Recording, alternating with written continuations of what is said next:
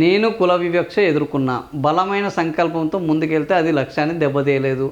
రోహిత్ వేముల చట్టం తెచ్చేందుకు ప్రయత్నాలు. డీసీసీ అధ్యక్షుల శిక్షణ కార్యక్రమంలో డిప్యూటీ సీఎం భట్టి. ఎవరు? భట్టి విక్రమార్క. ఎప్పటి నుంచి చెప్తున్నాడు? రోహిత్ వేముల సంఘటన జరిగినప్పటి నుంచి చెప్తున్నాడు భట్టి విక్రమార్క. వచ్చి ఏమైంది? 2.5 ఏళ్ళు అయింది. 2.5 ఏళ్లలో భట్టి విక్రమార్కకు సీఎం ఫోటో పక్కన తన ఫోటో వేయాలన్న పట్టుదల ఉన్నది తప్ప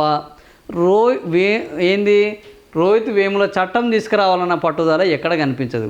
ఎప్పుడైతే ఆయన మీద వ్యతిరేకత వస్తుందో, ఎప్పుడైతే ఆయన మీద అసంతృప్తి వ్యక్తమవుతుందో అప్పుడు వెంటనే ఆయనకు ఎవరు గుర్తుకొస్తున్నారు అంటే రోహిత్ వేముల గుర్తుకొస్తున్నాడు.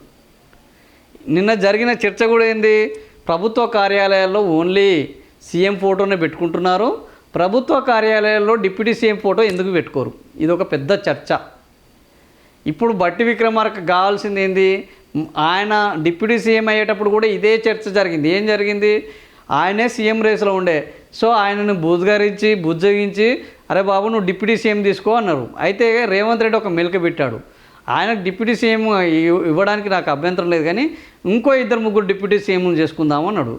దెబ్బకు భట్టి విక్రమార్కకు అరే ఈయన నన్ను మొత్తం 6th ఫింగర్ చేసేటట్టున్నాడని, లేదు డిప్యూటీ సీఎం నాకు తప్ప ఇంకోటికి ఇస్తే నేను చెయ్యను, నేను ఇక నా దారి చూసుకుంటాను అని కొద్దిగా బ్లాక్మెయిలింగ్ వ్యవహారానికి వెళ్ళాడు. సరే, ఇక ఈ పార్టీలో మొదటి నుంచి ఉన్నాడు ఈయనగా, పైగా దళితుడు. అంటే ఏంది రోహిత్ వేముల చట్టం అంటాడు, అంటే దళితులు అంటాడు, ఎందుకు ఈయనతో పెట్టుకోవడం అని, సరే బాబు ఈయన ఒక్కనికే డిప్యూటీ సీఎం ఇస్తాము, ఇంకోనికి డిప్యూటీ సీఎం ఇవ్వమన్నాడు. అప్పుడు కూడా ఏంది ఈయన కండిషను? డిప్యూటీ సీఎంగా ఇస్తే నేను జనాలకు నేను ఇది చేస్తాను, నన్ను ఆపొద్దు అనేది కాదు. సీఎం ఫోటో ఎక్కడుంటే నా ఫోటో కూడా అక్కడ వేయాలి, అంతే, ముచ్చటలే, తగ్గేదే లే అన్నట్టు. సో నేను పుష్ప, నేను తగ్గేదే లేదు ఆయనకు మించి అని నా ఫోటో కూడా వేయాలన్నాడు. సరే అని ప్రభుత్వ ప్రకటనలలో, ప్రభుత్వ అడ్వర్టైజ్మెంట్లలో ఈయన ఫోటో పెట్టారు. ఒకసారి ఏమైంది అని అంటే ఈయన ఫోటో చిన్నగా వచ్చింది ఒక ప్రభుత్వ మళ్ళా మొదలుపెట్టాడు. మళ్ళీ ఆయన అనుచరులు ఉంటారుగా, మా సార్ ఫోటో చిన్నగా పెట్టారు, ఈ సార్ ఫోటో పెద్ద పెట్టారు అని. సో రేవంత్ రెడ్డి కూడా కొద్దిగా మొండోడే కదా, చలో నేను అట్నే పెడితే ఏం చేసుకుంటావో చేసుకోరా అన్నాడు.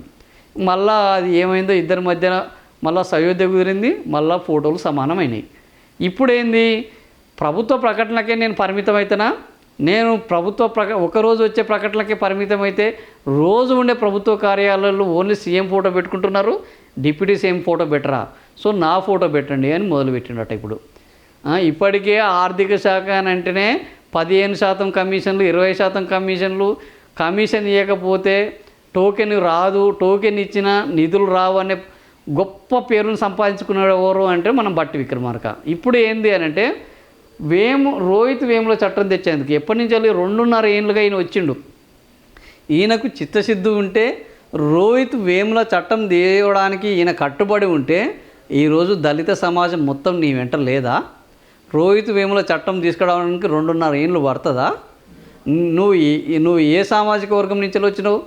ఈ దళిత సామాజిక వర్గం నుంచి రాలేదా? ఈ దళిత రిజర్వేషన్లను పొందడం లేదా?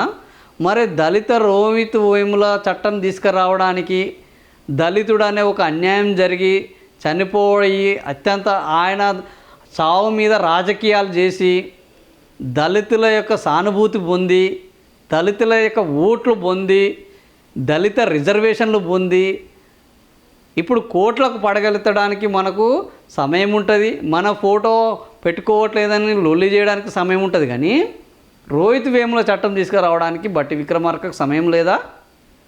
2.5 ఏళ్ళు అయినాక కూడా ఇప్పుడు ప్రయత్నం చేస్తాడు. తెస్తాడా? తెచ్చే అవకాశం ఉందా? ఈ మాటలు నమ్ముదామా? రేవంత్ రెడ్డి పాలనలో రోహిత్ వేముల చట్టం వస్తుందా? ఈ ప్రశ్నకు సమాధానం ఎవరికి తెలియదా ఈ రాష్ట్రంలో?